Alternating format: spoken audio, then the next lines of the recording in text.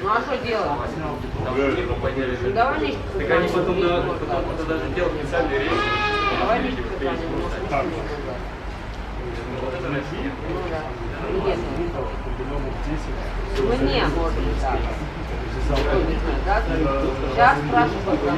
Внимание! Во-первых,